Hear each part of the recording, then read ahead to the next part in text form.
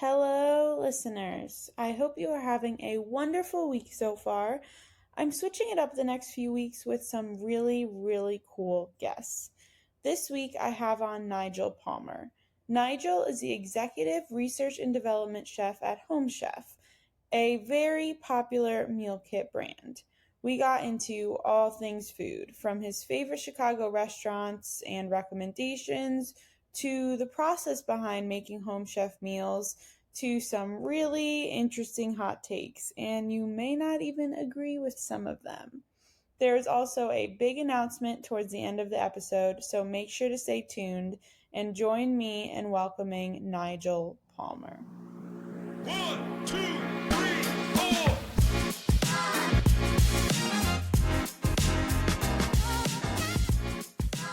Thank you so much for coming on and taking the time out, even though you're traveling.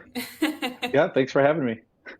Of course, of course. So, what have you been traveling for? For work, for personal stuff, or No, for work, for yeah. work? Yeah. So we have different plants throughout the United States, but one of them is in San Bernardino.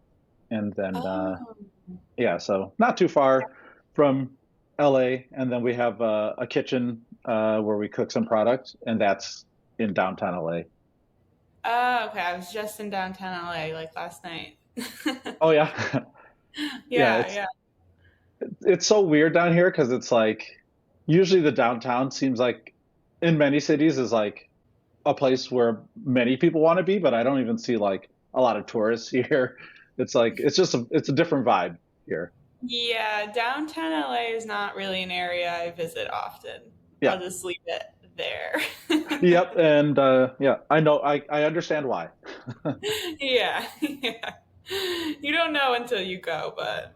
Yeah. All right, so for people who don't know, Nigel is the executive research and development chef at Home Chef. So, Home Yep. Chef is a very popular meal kit brand. A lot of my friends use it. I've used Nice. it because I've interviewed quite a few people for the brand and stuff for editorial reasons. But I want to get into your food background a little bit. I couldn't find much beyond your LinkedIn. Yeah. So, I'm not really on social media anymore. Like I'm not on Facebook anymore. I'm not on Instagram anymore. And intentionally reduced my social media presence for my own sanity. fair. I've been cooking what feels like my entire life. I think since I started cooking for my family at the age of 8, and I knew I wanted to be a chef from that moment, like at that time. So, Really? From uh, 8 years old? yeah, I wanted to be a marine biologist when I got my first fish. Oh, me Uh, too. yeah, I'm Yeah. sure it's a great career, but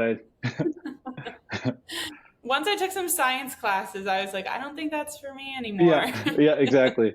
But yeah, so then, yeah, at the age of 8, I used to come home every day and I'd watch the show Great Chefs. And I was just like hooked. Both of my parents worked, so a lot of times my mom would just come home and like cook dinner when she got home, Mhm. which I knew was stressful. And I was like watching the show, and I was like, I think I could do this. So one time I just like cooked dinner without her permission, and she was like, "You're not allowed to do that."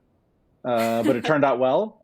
Then she was just like, "Well, just tell me what you want to make for the week," and she would shop, and then I would just make dinner every day after school. Oh my gosh, So yeah, I'm sure she wasn't happy you were using the oven without her permission.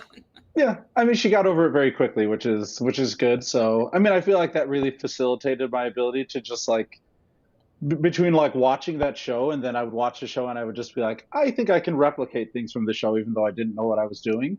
Uh-huh. But yeah, I mean, I think that's probably where I learned how to chop, like to use a knife. It was just by watching the show and like teaching myself from a young age. And so yeah, I just cooked a lot every day for my family. Anytime we had like special occasions, people coming over, I cooked when I was a little kid. And then I That's think, insane. yeah, it's a weird thing, right? To like stumble into something you're that passionate about at such a young age. And I've never Yeah. been that passionate about almost really anything else. Wow, that's incredible. What was the show about? What was it, more of a tutorial type show, competitive? I'm not familiar with it, so. So I'm 43, so we should just level set on like it was a while ago. But Great Okay. Chefs was a show where they would go into like fine dining restaurants and they would show like here are like three dishes from this restaurant, and they would show you like how they make it and then like the final thing. But it was really just to kind of like showcase what the restaurant could do, but it wasn't like recipes. It was just like, oh, we make this and we do this, and then here's the end result. And it was just my favorite show in the world. Oh, are you really into the food shows now? Do you have time to watch them? I like have mixed feelings about food shows. I mean, everybody has time to watch TV somehow, right? Even when we don't have time, we somehow have time. But I Hmm. don't watch a ton of food shows because There's while I so do like them, many. yeah, there are a lot. I don't really love super intense competitions because it's just not what I love about cooking and food. I don't Yeah, mind competition, but I like when it kind of at the end of the day, everybody's kind of like wants to see everybody succeed. Those are the ones I like. So a lot of the big yeah. ones, like Hell's Kitchen, and like those are not the ones that I get into. I don't like a lot of shouting. I just want I to see understand. good food. Yeah, yeah. When you get into Hell's Kitchen, I can't watch too many episodes in a row because it can just be a Yeah. little too much. It's also like kind of a shtick, right? Like I don't think that's how he actually is. Although No, that's definitely probably how Gordon Ramsay was like brought up, right? Because he was with Marco Pierre White, who yelled a lot. He was known for that.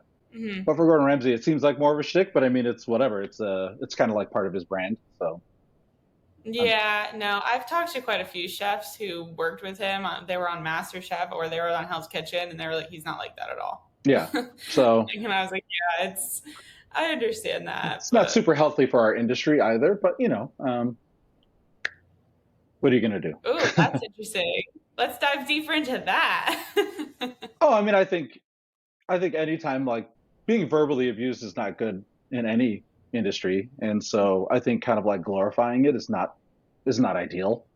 But Yeah, I'm not trying to take some big stand. Like yeah, yeah. we all know it's just like a marketing thing many times, and that I don't think many kitchens run that way. And I've honestly never been yelled at. Like people have been tough on me, but to like scream in my face, never. Like I would not put up with being treated like that. So I actually have had this conversation a lot recently on my podcast too, because I've talked to several people who are in culinary school, and we've brought up the mean chef stereotype mhm. several times.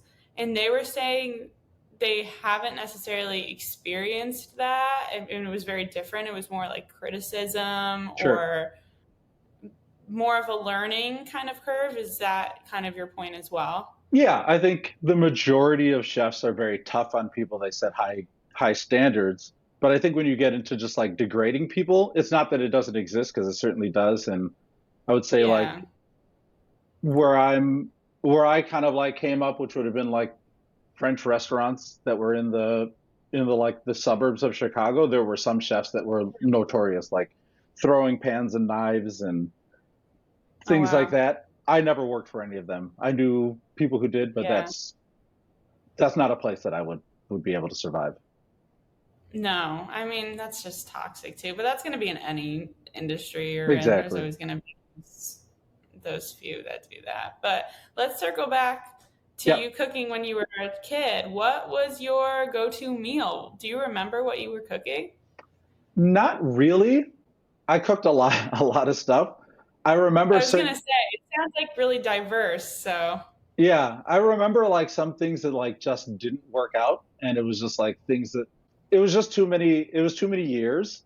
I'm not like my brain doesn't hang on to hang on to stuff like that. It's like I cook a mhm. thing, and it actually is. This same mentality has followed me through my whole career. Is like I don't really remember like specific meals so much as like lessons learned from meals, and Mhm. that's kind of like what I always preach to the chefs that report to me now. It's like hang on to the lessons, but you forget the failure, forget the success. Just hang on to the lessons that you get out of it, because that's how Right. you can keep rolling forward, and you don't kind of like get stuck in a rut. So I try and cook all types of food, all cuisines, and I've been like that since I was young. So I kind of like don't specialize in anything. I'm not a master of Mhm. any one singular cuisine, but I certainly know my way around many cuisines. Is there one that you normally opt towards, or you're just across the board? I'm just across the board. I don't.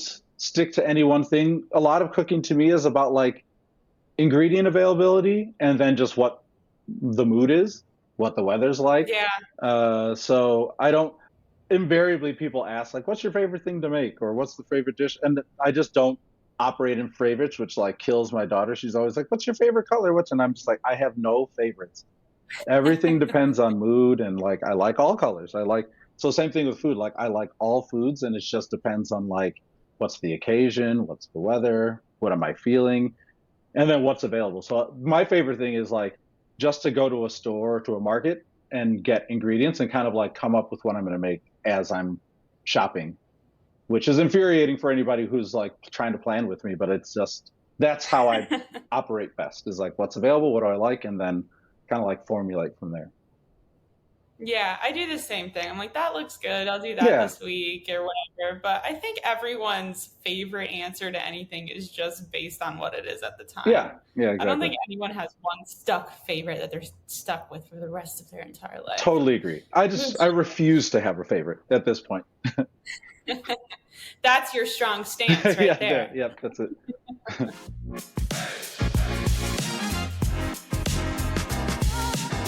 So you went from a line cook to a sous chef. I saw you were a chef manager at a few companies, Hmm. and now you're at home chef. Was there anyone you worked with, maybe like a mentor or someone that inspired you to foster your creativity as a chef? Is there anyone that you look up to? It doesn't have to be famous or just someone you work with, Yeah, I but mean, I think throughout my time, everybody has mentors, hopefully, if you're fortunate. And so I think there's always Mhm. people that kind of like take you under their wing, show you something to varying degrees. And so, I went to culinary school straight out of high school, and I just because I'd been doing cooking for so long, I always felt like I was kind of like born for it. So when I went to culinary school, it was like, oh, I'm actually finally where I belong. And I did well at culinary school, and I had instructors who really looked out for me. The dean at the time, he would like pull me aside and talk to me and look for good opportunities for me. So I think it started then. And those are people that even after I graduated, I was able to kind of like reach out to. And then Mhm. the first restaurant I worked at coming out of culinary school, that chef, his name is Michael Maddox. He was just like a great teacher, thoughtful, like very precise, and held a high standard, but he was always respectful. He was always trying to build you up. And I think those are the kind of lessons that like really helped me in my career, not just for me personally, but also like how I manage other people, is to like not be the person that's tearing everybody down. And that's a lesson you have to like learn continuously throughout your career, because Mhm. sometimes your own ambition can like strip out your good qualities or your ego. So those are always things that I always remember Michael. Which actually, the interesting thing about that job was like I actually watched that restaurant was on Great Chefs. So as a kid, Oh, I was really? watching the owner, whose name was Pierre Paulin, and then Michael Maddox. Like I Uh, remember watching them, and I oh, was like, that's oh, so they're not that cool. far from me. Like maybe I'll work there someday. And then like I ended up working there, and yeah, it was a great experience. That is so cool. Yeah, that's so fun when it comes full circle like Yeah. that. Everything just comes back. I started as a food and beverage writer, Hmm. and I was in a club in college, and that's kind of how I got started. And then they asked me to come back and actually speak Oh, that's cool. at the club, and I was like, oh my gosh, I felt like so cool. Like when they were all asking questions, I'm like, I'm only a few years into this, so I don't know if Yeah. I'm the right person to always Yeah. ask. Yeah. But like, it's really cool when you can be in that mentorship position that you learned from when you were rising. So It's weird because you never feel that far from it, right? Like it's like, well, I wasn't in this position that much longer ago, but it's yeah, it is always nice. yeah, and you were based in Hmm. Chicago, right? Pretty much your whole Yeah, life. yeah. I always thought I was going to move away, and I'm like still there. So See, everyone says that, yeah. and then they stay. Oh, I was like 18, I'm out of here. Or like after culinary school, I'm out of here. And then it was after this job, I'm out of here. And then like I'm still here. Now I Hmm. have a family and a house. It's like now I'm like, I don't know if I'm ever gonna get out of here.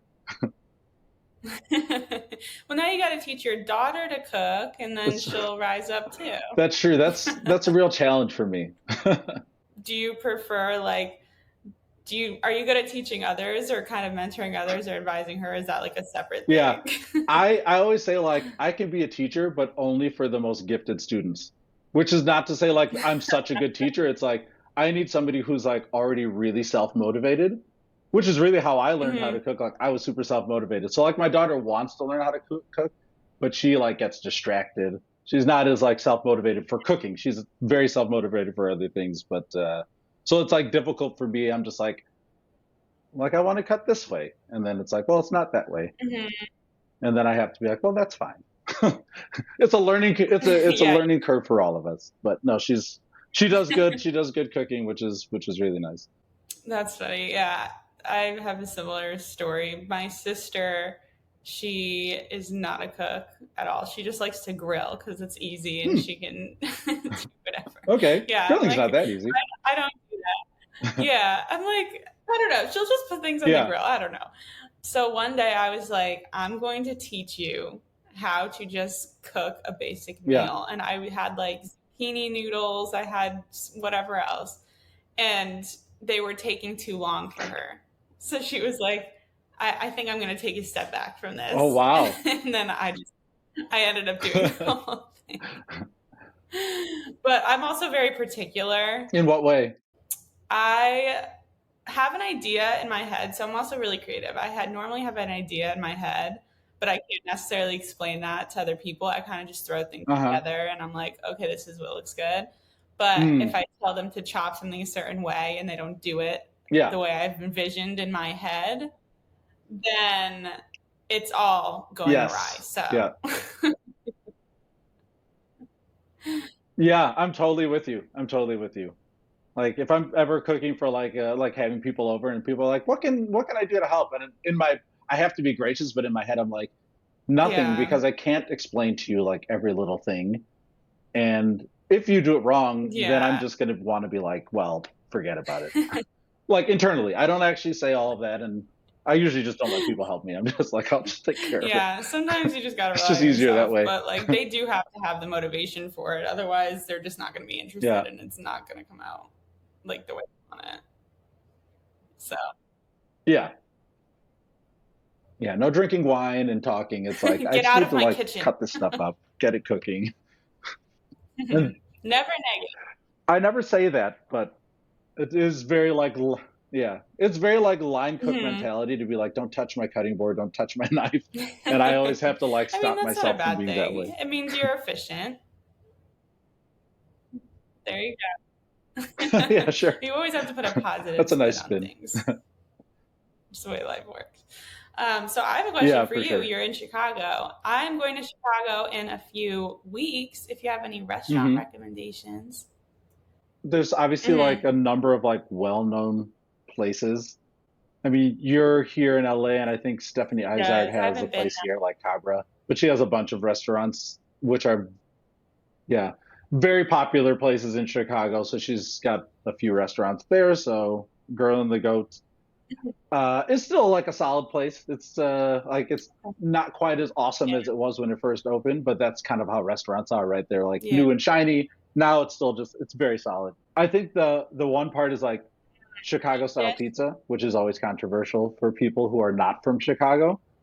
Deep dish pizza. I think it's more Okay. like steering you away from the places you shouldn't go. Like I don't know if I Okay. should call out, but I'll say the places you should go. If you're gonna try Chicago style pizza, you should Okay. try Pequod's.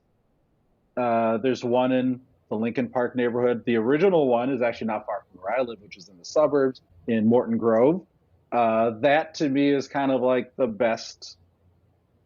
one of the best versions of Chicago style pizza you're going to get. Not too far from the one in the suburbs is Bert's Pizza, which used to be like super, super famous.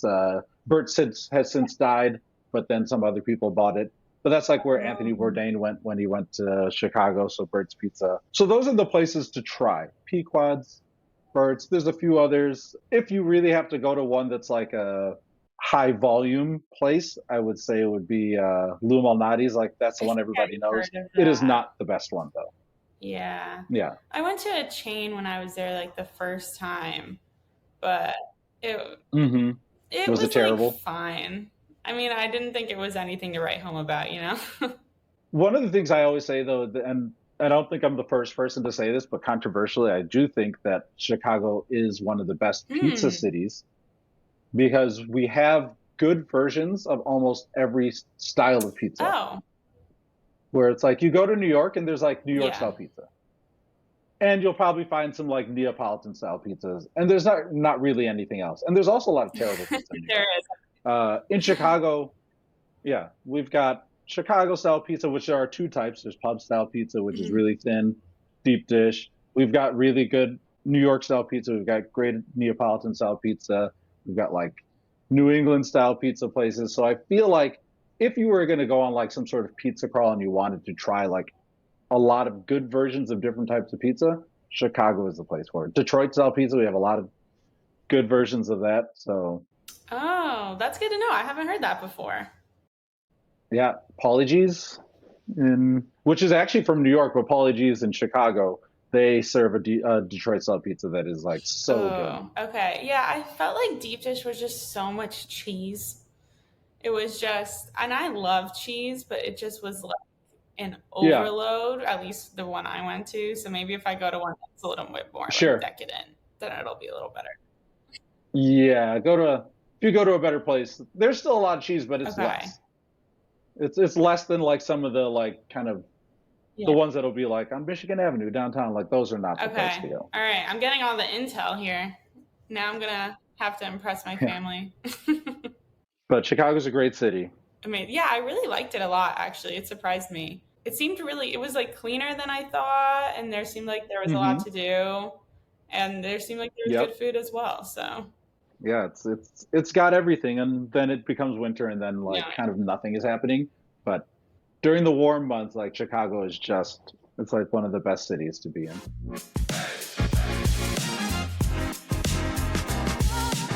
So let's transition into Yeah. talking about the R&D of it all. Did you Hmm. find that there was any difficulty translating your restaurant experience to meal kits? So I didn't go directly from restaurants to home chef, and I think that really actually helped me. So I was in corporate dining and catering for a few different companies, Mhm. and I think that really helped me to transition better into R&D for just regular people.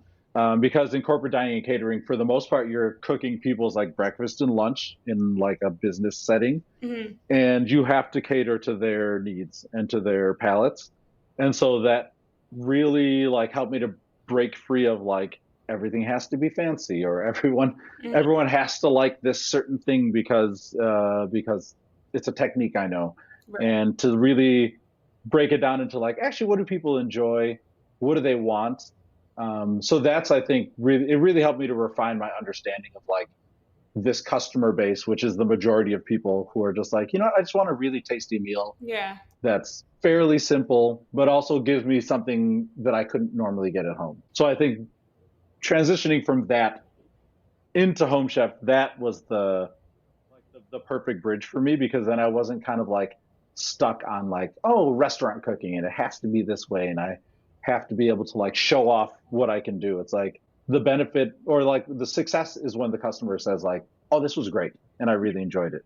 And not necessarily the like, oh, you're an amazing chef. Right. See, that's interesting because you have to make it simple but unique enough that they're going to want to buy it. Yes. Yeah. We always say like you're just doing regular food with like the smallest twist. Yeah. Do you ever run out of inspiration for ideas? Do you kind of recycle old recipes or you're constantly coming up with new innovative ones? It is a mix of all of that. Do you run out of ideas? I mean, I've been at this for almost 8 years. I haven't run out of ideas yet, and I Well, think that's just because there are too many ideas out there. hmm But you do hit like blocks. You hit times when it's like difficult to come up with ideas. But then I just remind myself, like, you haven't done everything yet. So you just kind of usually have to have tricks that can be cookbooks, that can be Mm, blogs, that can be going out to a restaurant, that can be what you've had when you travel, that can be what you grew up with. I think if you're mining like multiple spots for like where to find inspiration, that you'll never run out. And then of course it's like what's worked in the past, and then like how do I put a twist on that? And so I don't think you can run out of ideas. I don't think it's possible, that's a good outlook. but I'd like to find it. Yeah. That's a good If it's outlook. possible, I'd like to get to that point. Yeah, I mean, wow, I would love that creative energy. Not to run out of ideas. I mean, I'm always thinking of new things, but at the same time, I'm like, sometimes you do get stuck. At least I do. Probably helps that.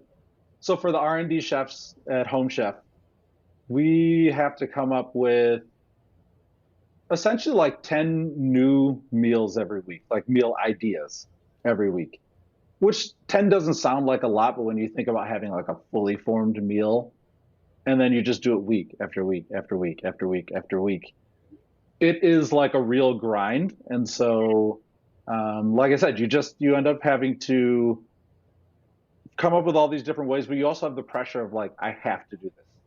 And Right. I think sometimes like it's like cramming for a test. It's like, oh, well, now I have to make it happen.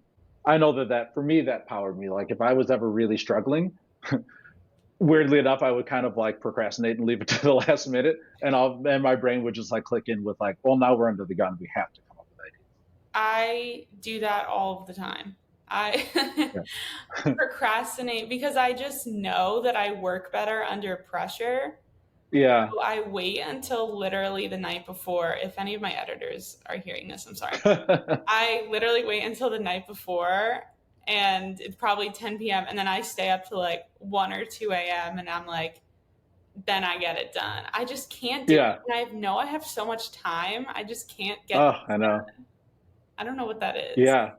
It's so, and every time I'm in that position, I'm like, why can't I be one of those people who just gets it done ahead of time? Because like now it's stressful, Yeah. but it's also like it's also sort of my best work. So it's like I don't know what's the balance, but I think every person is different too. You know, like I work with some of the chefs at Home Chef are really good at like just getting it all done early, and I think we always want everybody to have the space to work how they need to work creatively, and Mhm. so we kind of like essentially across the space of the week of a week you have to develop these 10 ideas. So Okay. wherever you fit it in across that time is what you can do it however you want to do it, so long as the ideas are good.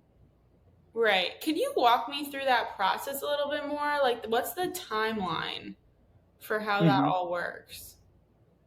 Sure. So I mean, we usually have we'll say like on a Friday we have a meeting where we go over ideas, Okay. everybody's new ideas.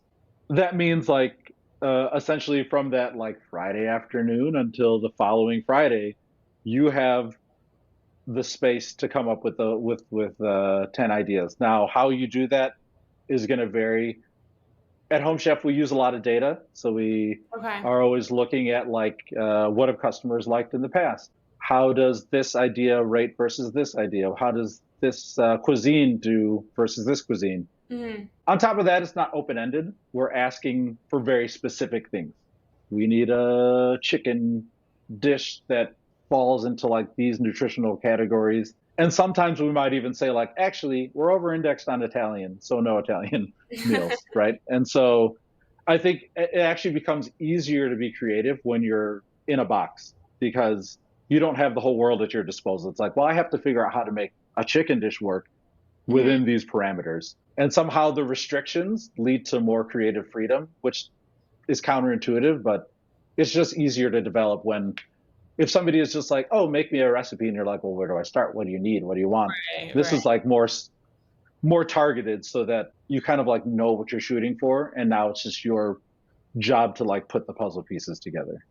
Yeah. No, I understand that. Because when you're given the basics, you have the ability to be more creative with it and kind of think Hmm. outside of the box a little bit versus when you have the Yeah. whole world at your reach, it's like, where the heck do I start? Exactly.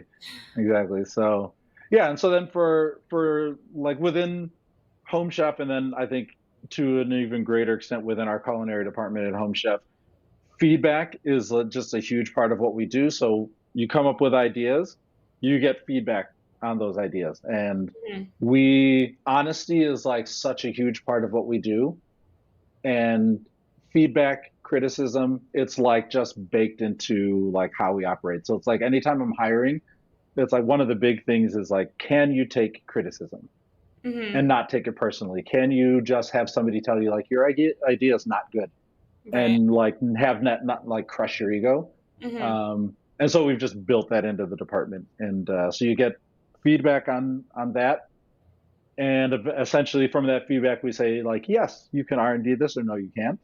And then when you R&Ding, you get feedback there as well, and people sometimes will be like, well, this is not very good. Mhm. And then you have to take that feedback and you have to change the idea, change the recipe, make it again, you get feedback again. And then once the recipe makes it past that point, now we kind of have like more of a menu selection process, and you get feedback again. It's like, well, yeah, this tasted okay, but here are some issues with it. So there's another set of feedback. Once it finally makes it to the menu, it goes out to customers, and then we go over all of the customer feedback. So every time a customer puts in their feedback, every week we go over every single customer comment, and we kind of like put it all together, and we try and get learnings from that we can use moving forward. So for an R&D chef at Home Chef, every step of the way, it's like taking feedback, using it to improve current recipes and future recipes. And I think that's kind of been one of our big keys to success, is that we've learned how to give customers what they want. And that's because we're listening to them. And I think it's really helped our product to like turn into something that has a fairly loyal following. Yeah, that's exactly what I actually wanted to ask you. Because when you do receive that negative feedback, do you receive negative feedback a lot and feel like you have to adjust? Sure. I mean, it kind of depends. Of course, you get negative feedback. I mean, it's kind of like Yelp reviews, right? Like, there's going to Yeah. be people who are just want to say something bad, and that's okay. That's their opinion. I always try and think of feedback as like it's just a data point, right? So whether somebody likes it or doesn't, they're a single data point, and it doesn't really mean anything until you see it all together to know like, okay, is this an actual thing, or is this just one person's opinion? But my personality prefers negative feedback. Like the positive Interesting. feedback I could do without. I'm just like, tell me where you need me to get better, as opposed to like keeping praise on me. I'm less comfortable with that. So Yeah. I kind of like thrive on the negative feedback. People don't typically get too nasty, although there are people who are like, Chef Nigel's food is terrible. That's fine. Oh And no. there are other people who praise you, right? Like there's other people who are like, anytime I see your recipes, I'll get them. They're both, it's just opinions. Ultimately what I want is to like get something out of it. Personally, I don't find it too damaging, and I think we have built our team so that that negative feedback is not too damaging, but nobody is like shielded from it. Like we can see it. The real thing is just we have to use it to make a better product, and so we focus on that. Yeah, and it's up to their discretion because they're the ones cooking it Hmm. kind of as well. So, I mean, if it's bad, it could also be them. It could be, but we so our culinary department is more than just chefs cooking. We have editors and recipe Mhm. writers and people who specialize in ingredients and new product development and menu strategy. So there's a lot of people who are involved in this. I think we're able to use everybody's expertise to make sure that we really understand where are the places we can push to make things better. So sure, Right. our customers might make mistakes, and we could just be like, well, they're just terrible at cooking. But realistically, it's like, actually, we just need to get better at writing recipes.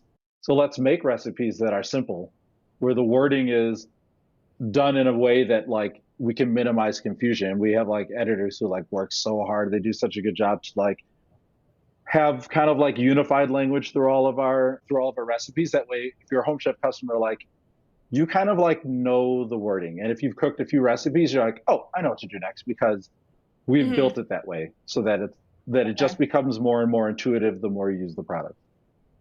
Yeah, and you don't have social media, so you can weed out the negative comments of people. Yeah. Yeah, I mean, even when I was on like Instagram, and it was mostly people with positive things to say who reach out, so that's always helpful. Yeah, no, that's great too. I feel like people will find you no matter what if they want to give Yeah, you they do. positive feedback. Yeah, So, people even on LinkedIn, and I'm like, LinkedIn's not. I mean, it's social media, but it's not really. But nah. yeah, people will like reach out and say like, "Oh, good job on this meal," and I'm like, "Oh, thanks." Left your chicken piccata Tuesday night. Yeah. That's so funny. I've interviewed a good amount of talent for Home Chef partnerships. So, like Hmm. Sean Johnson and Andrew East. And then my most recent was Tegan Gerard. So, she's Oh, half nice. baked breakfast for Yeah. people who don't know on social media. Do you work closely with the talent to create the meals? Me personally, no. My department, so the culinary department, yes. So it's Okay. really a collaboration, and obviously it kind of depends on who the person is. Some people are a little bit more hands off. Some people are very hands on.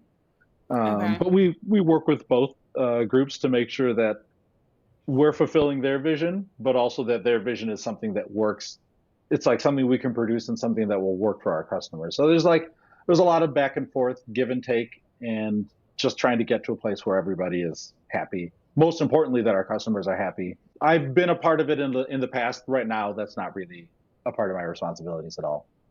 Right. Okay.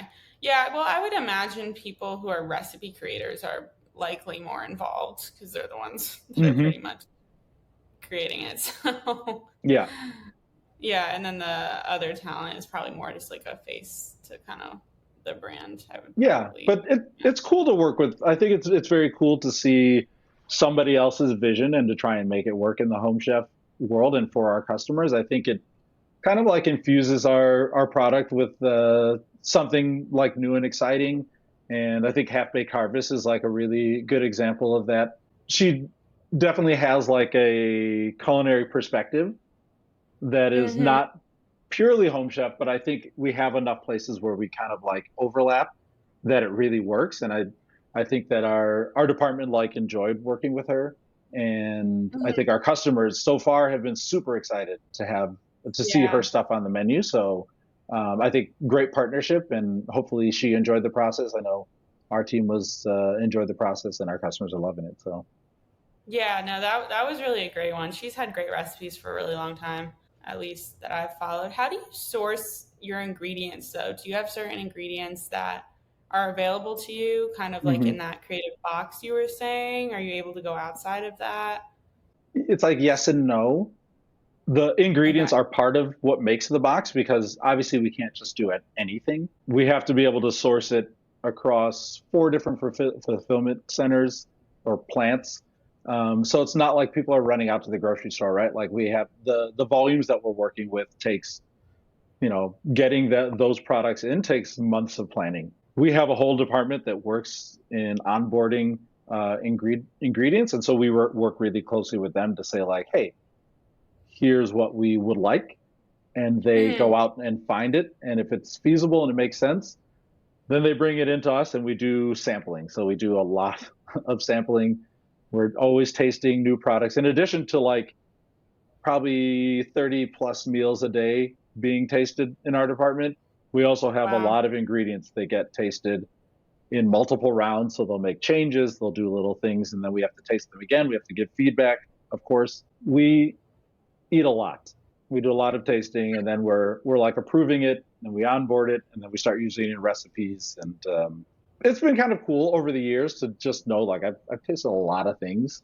Some Hmm. of them have been great, and some of them have been terrible. More ingredients than I probably ever would have been tried on my own, right? So, Yeah. Is there any that stand out to you? Do you have any examples of like foods like that you necessarily did not use? oh, so we recently started we have a much bigger vegetarian offering, so 7 meals a week that I are know. vegetarian. We did a lot of tastings for like looking for vegetarian proteins. Obviously, there's Mm, things like Impossible meat that we'd had on the menu before. We're gonna have like seitan coming, but trying like a bunch of those, which is Oh, like okay. high gluten. It's a high gluten protein alternative. We tried a lot of jackfruits. Oh yeah. I'm Jackfruit not. tacos. Yeah, I'm not a big fan of jackfruits. I don't Mm, really love the texture or really the I flavor, see that. but I've had to eat a lot of it over the last few months. So Uh, sometimes you taste things that you really like. Sometimes intense tastings have meant that now I no longer like something. So many years ago, we had a shrimp tasting, and we had to taste, I think, like 50 different types of shrimp. I haven't liked oh wow. shrimp since then. Like I try and avoid it. It was overwhelming. So My gosh. That's like when you find a meal you like and then you literally make it until yeah, you actually want to die when you eat it again. exactly. Yeah, I do that to myself all the time. I'm like, I need to stop doing that because I'm ruining all my favorite meals. yeah, yeah. But No, it's that fine. happens all the time.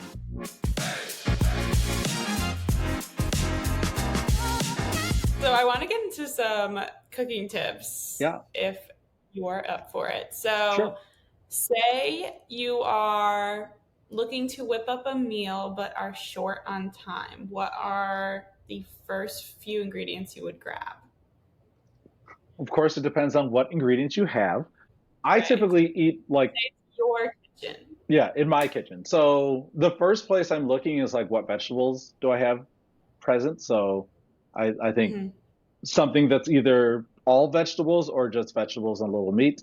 Vegetables typically, depending on the vegetable, cook up fairly quickly. That said, my little hack, which again, this is nothing original, but like use the microwave. People look at, I always, yeah, people look yeah. at the microwave and they're like, no, that's like it's just a cooking implement and just you should use it. So like potatoes, throw potatoes in the microwave. There's just like no reason to boil potatoes. Oh, sure. Like if you're making mashed potatoes, especially, like just put them in the microwave. You like cut down so much Yeah, time. You don't have to use any water. It's so much faster, and they turn out the same. yeah. I should do that. I normally do broccoli in the Oh yeah, microwave. that's a good idea. I really Yeah. love doing like like smashed potatoes where you cook them and then you smash them and make them like really crispy, like in a pan. Oh, yeah. I love doing that. So you just get the little potatoes. I just microwave them for like 8 minutes, and then you just smash them on the plate, and then you just throw them into a hot pan, and then you have like the like crispy like little cottage fries, and it takes like 15 minutes. And you've got a super Oh, tasty treat. But yeah, use the microwave, and then just pick things that are like quick cooking. Any like more tender vegetable, season it well, and you'll have a delicious meal. yeah. I'm taking that advice with me. Nice. What are three foods that you should have in your pantry at all times? Ooh, three foods or three ingredients? We'll do ingredients. Let's do Okay, three ingredients. ingredients. Well, you always have to have flour, I think, because you Mm, can do both sweet and savory, and you can make cake spreads. And who doesn't love those? Well, some people don't, but I love them. More broadly, I think it's always important just to have like a lot of seasonings. I like to have options. And so like you have to have more than salt and pepper and like Italian seasoning. I need like curries, I need all sorts of peppers. I need as many ingredients as I can like fit into my pantry. I need like those mhm. spices to be at available to me at all times because I never know what I'm in the mood Yeah. for. So, No, that's a fair point. I feel like I end up using the same spices, but I get sent a lot of like spices and PR packages and mhm. stuff, so I've been trying to use that. My one that I'm using now is from Spice House, I think, and Oh, nice. it's yeah, it's like sesame. I want to say chives. I don't know. I'm not gonna probably get it wrong. It's Oh, like garlic, I but think I have that one I, because Spice House is like there's out by me too. So like the actual shops. Is it like a shallot and chive, and there's like salt in it? Yeah, yeah, that one's so good. yeah, I love that one. I put that one on like soy noodles and then like salmon and stuff. I've been doing that one is so good and it smells good Yeah, too. yeah, I love the Spice So House. sometimes Well, it when you're in Chicago, me too. there's the Spice House is there. It's like great because like as soon as you open the door, like the smell is just like you just like immediately want to cook because just you can smell all of the spices and herbs and it's a really great experience. the spices. You know how people. This is so weird. How people used to sniff like Sharpies. Yeah, I'm just sniffing yeah, seasonings. yeah. Much better for you too. There you go. Yeah, I think so. With Thanksgiving coming up, do you have any recommendations for non-traditional foods that you should add to the table? Ooh, I don't know. So like my family is from Jamaica. Thanksgiving is not like a thing that I grew up with at all. I'm not from Jamaica. I was born here and raised here, but I was raised by Jamaicans. So Okay. while I was surrounded by Thanksgiving, Thanksgiving is not a part of what I've ever celebrated. And so I guess every Thanksgiving for me is non-traditional because it's just like, well, I'm home with my family. And so like, and we're all off, so Mhm. I'm gonna cook something, but it's like, again, I'm just cooking what I want. And I would say for people who are looking to do something different, it's like you don't have to be stuck with whatever the tradition is. Just make food that you enjoy. You don't have to have Mhm. pumpkin pie. Like you can have key lime pie if you prefer that. So to me, it's like if you're together with your family and friends, don't feel like you're like hemmed in by tradition. Just make food that you want to eat. And Yeah. if you can infuse in some of like whatever your family food traditions are, so like my family is Jamaican. If I'm home, I'm gonna make curried goat and I'm gonna make oxtail, like things that I don't normally have as much time to make. Now I like have a whole day home, like I'm making that. I'm making rice and peas. I'm making the coconut milk myself for that. Like those are the things that like I really enjoy. Like, okay, I have time. I'm gonna do it like the most traditional way. Even though I don't think everybody needs to be stuck on tradition, but Let's switch in now then. Is there an underrated Jamaican dish that you think more people should know about or want maybe try?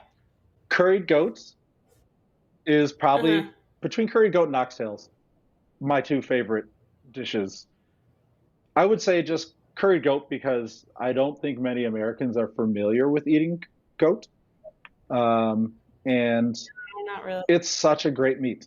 It's like if you like lamb, but you are kind of like turned off by some of the lamminess, then you would like goat. Mm-hmm. Goat is like less lammy lamb in a Okay. weird way. Less lamb on Exactly. lamb. Um, it it's great for slow cooking. The meat comes out tender and beautiful. It pairs. It's like the perfect meat for curry. It pairs so well, and I love it so much. I actually just recently we had our for our culinary department we had kind of like a cookout. I just roasted a whole goat for the first time, which was an adventure. Whoa. And even just roasted, it's still delicious. So it's lean. It's more goat. People should be eating goat. So you're using curry on that. Do you add any other spices? When I roasted, no curry, but when I make curried goat, it's Jamaican curry, which is it's just a version of Indian curry. Obviously, Yeah. like there's a huge Indian influence in Jamaica because of spice trades and all of that, and there's just a lot of Indians that live there. Actually, I guess my great grandmother would have been born or my great great grandmother would have been born in India. So it's like there's just a lot of like mixing of cultures in Jamaica, which is beautiful. And so like when you're making curried goat, there's Jamaican curry, but then some people use coconut milk, some people don't, which is now like a little more tropical. There's like Mm-hmm. a lot of fresh thyme that's used, a lot of like scallions or green onions, Mm-hmm. various peppers, so Scotch bonnet peppers. So it's like I love that Jamaican food is like this mashup of like indigenous people from Jamaica plus the slave trade plus the spice trade plus like all of these things Mm-hmm. mashed together. It's like the food really represents the people and it's just like everything together makes something that's so beautiful. So yeah, Jamaican food is awesome and it's really kind of like my only real connection with Jamaican culture. Mm-hmm. Like I didn't grow up where my parents went back to Jamaica every year, and so it's just like growing up with the food, my grandma cooking it, my mom cooking it. That's like my real connection to Jamaican culture. There's something about food that's just so beautiful when you can connect it with your family and your history and everything else. It's like food will never go Yeah. away and it has so much history behind it and you can just kind of do it with your family. I mean, I'm Italian, Okay. so Great. Do, Pasta's Yeah. my thing. Do you know But where in Italy like your family came from? I believe Okay. Calabria. I think it's more south. Sounds right. I yeah, right? I believe I have a few people out Yeah, there, but we're not really like in contact with sure. them. But I would say probably the staple in my family is like my dad's tomato sauce or whatever the Italian stuff, the basic things. Yeah.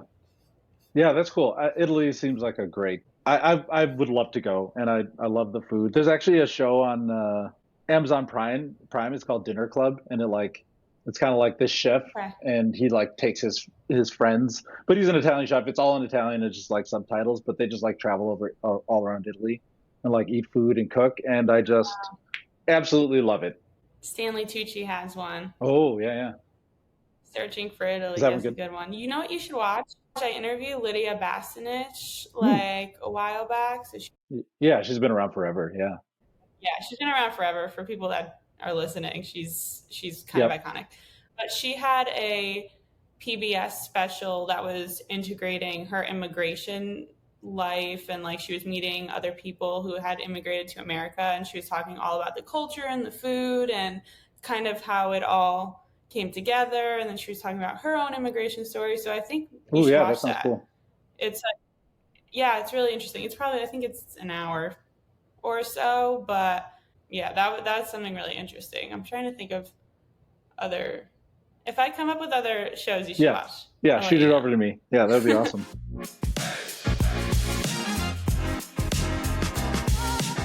So let's talk about what's next for Home Chef. I understand there's a new offering that you'd like to Hmm. share. I'll leave the floor to you. Okay, yeah.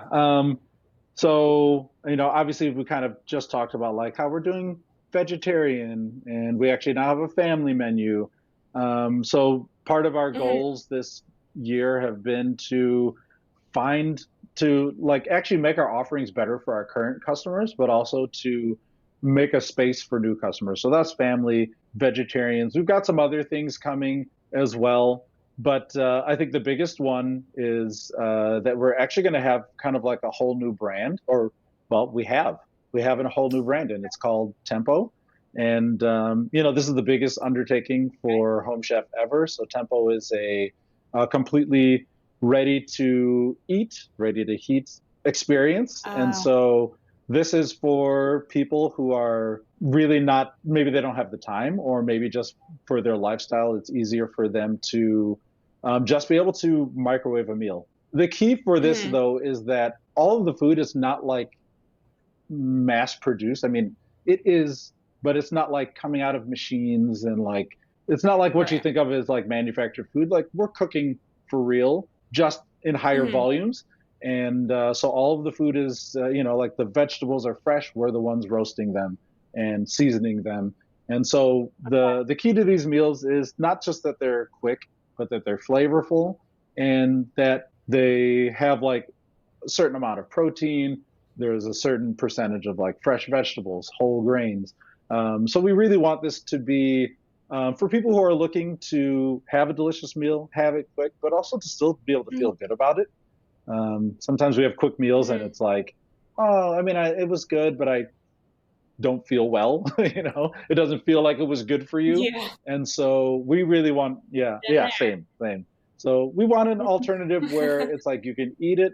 It's going to be flavorful, and that it's also not going to take a lot of time, and that you'll feel good about eating it because you know that it was made, with fresh vegetables, whole grains. And so, yeah, that's Okay.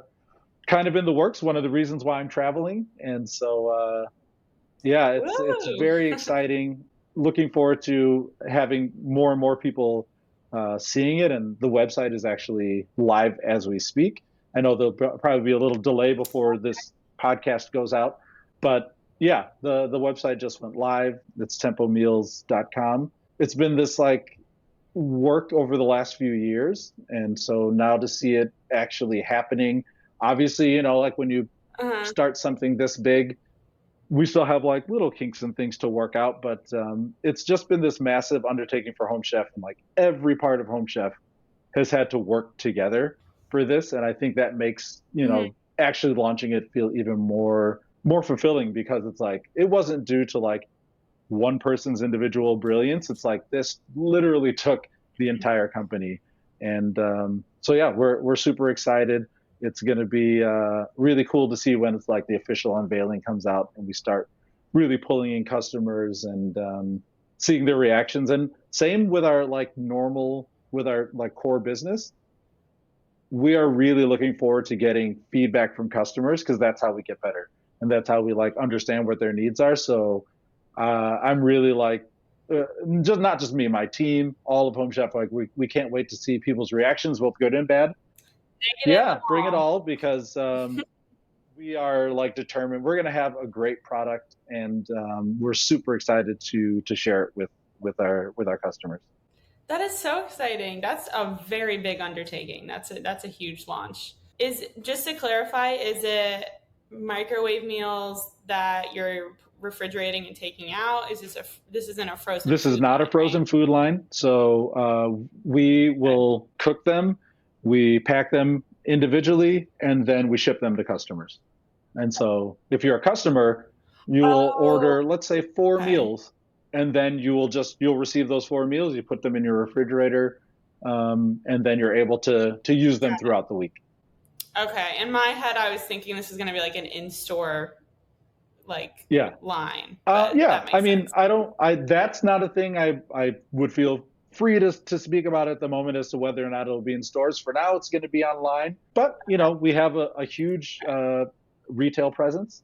And so down the line, sure, someday. But for now, we're really focused Maybe. on like our defining our tempo customer, getting it out to them, and just making sure that we're giving them what they want and that we have a great product. And then yeah, we'll see with the retail opportunities. But for your listeners, check out Home Chef in the retail setting, Kroger stores, and all of their kind of like affiliate stores, and lots of Home Chef products there too.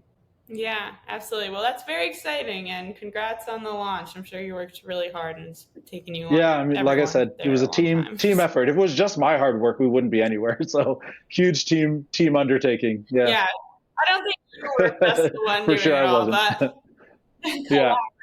collaborative.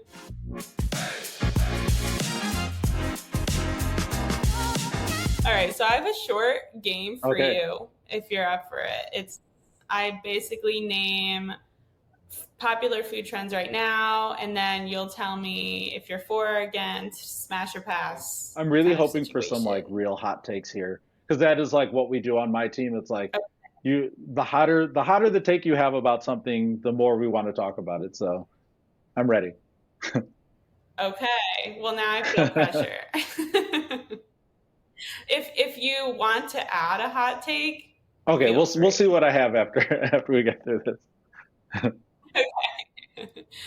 First, pumpkin spice.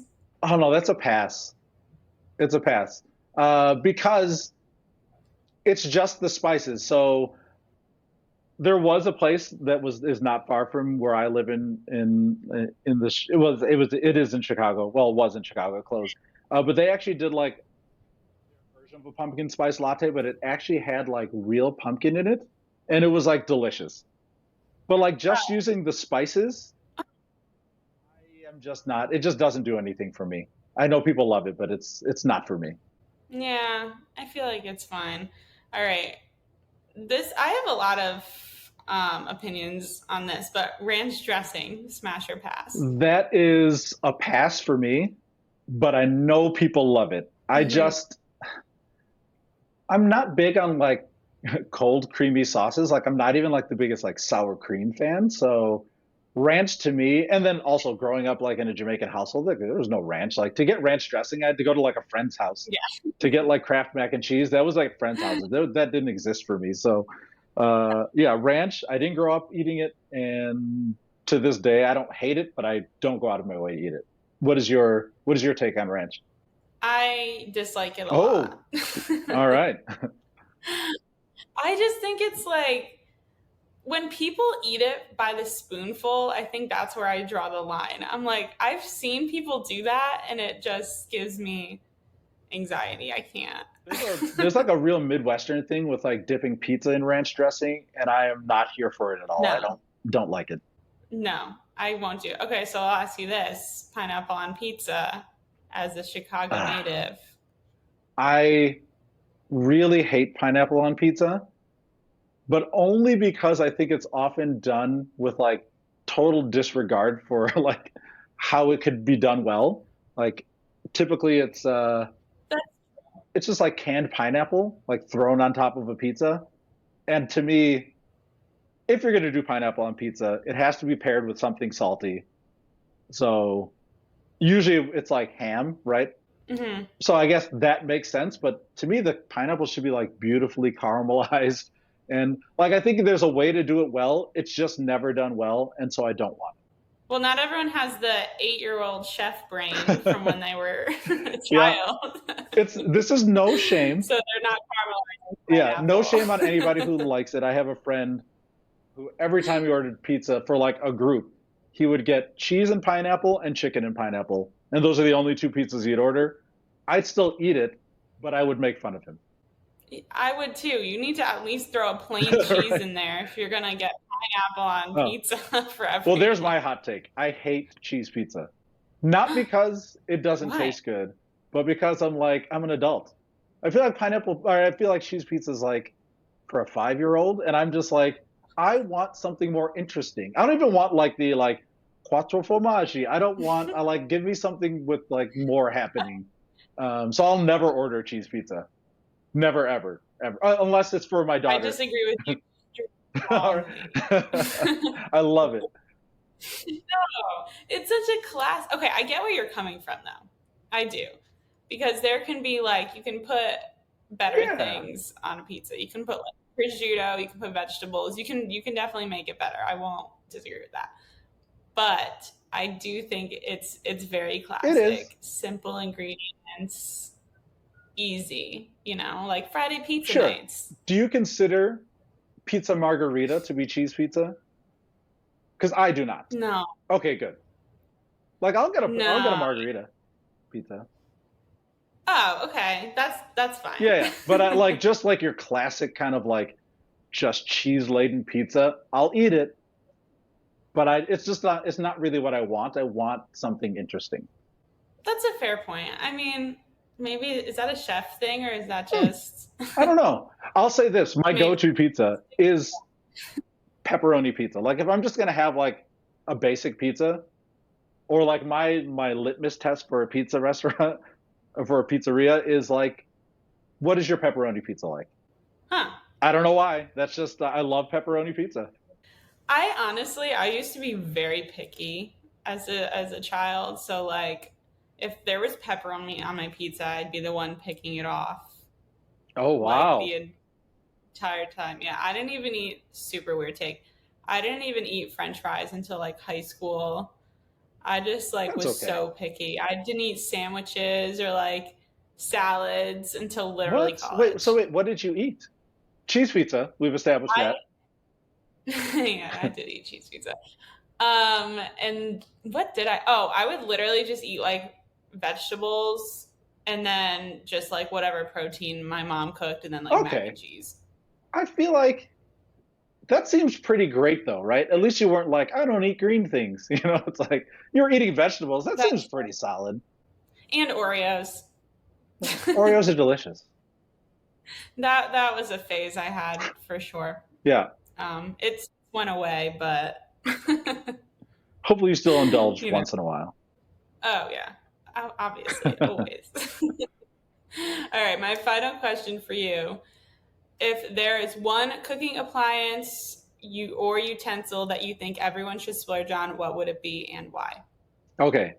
So typically I'm against like any just single use, anything that's single use. And these are not splurges like a garlic press. I won't allow inside my Hmm kitchen. Like I hate garlic presses. I hate like all those like Why? little like as seen on TV like kitchen things. I hate them. But I do like to have multiple ways to cook things. So my for me the splurge is an immersion circulator, like so for sous vide cooking. Um, It just gives you like a lot of flexibility to be able to cook different things. it's very chefy, and I suppose people would say a bit pretentious.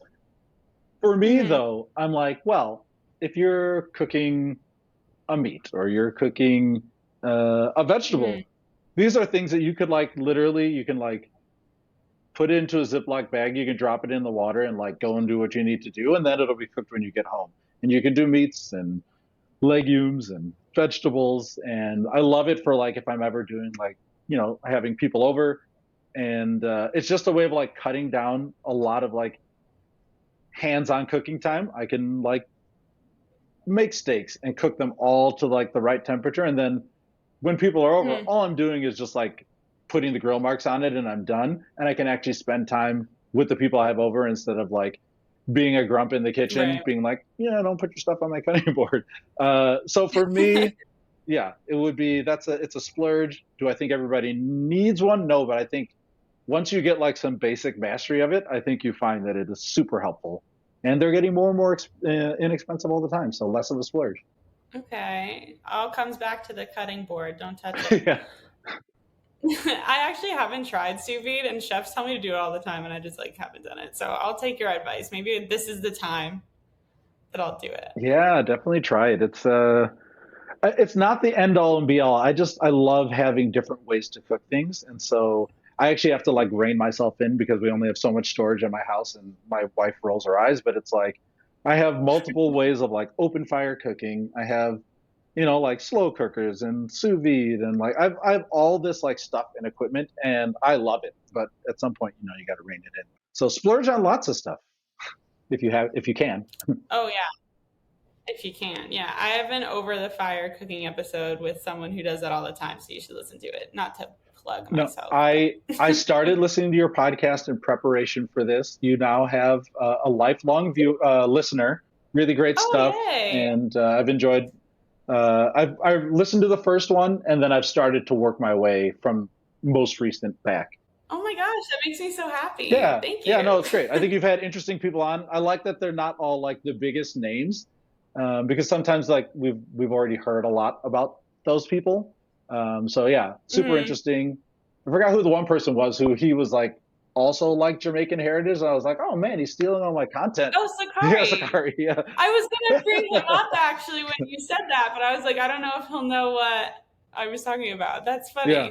Yeah, I wanted to. That's kind of the point. I didn't want to talk to like I mean, if Guy Fieri wants to come on my podcast, Yeah. I'm not Absolutely take saying him. no. But I didn't want to have all the Guy Fieris of the world, Sure. on my podcast. I kind of wanted to talk to people like you and like people I was super interested in. So thank you. I'm very excited. And thank you for coming on. This was a really fun conversation, and I'm going to take all your Chicago recs and use them. Yeah, I'm interested to see how it works out. And when you have like a decent Chicago pizza, still might not be your favorite style of pizza, but at least you can try a decent version of it. I'm just going to name this episode Pizza Talks with Nigel, Yeah. and that's it. Yeah, let's do it. All right, amazing. So you can check out Home Chef's website, www.homechef.com, for their latest meal offerings. Yeah, and also soon to come, tempomeals.com as well.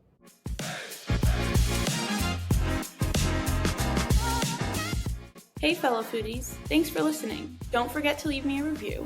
And while you're at it, make sure to follow me at Livvin for Food Pod on Instagram or TikTok, or email me at livinforfoodpod@gmail.com. Let me know what you're cooking up this week, which guests you would like to see on the podcast, or tell me your opinions on the latest viral food trend. Until next time,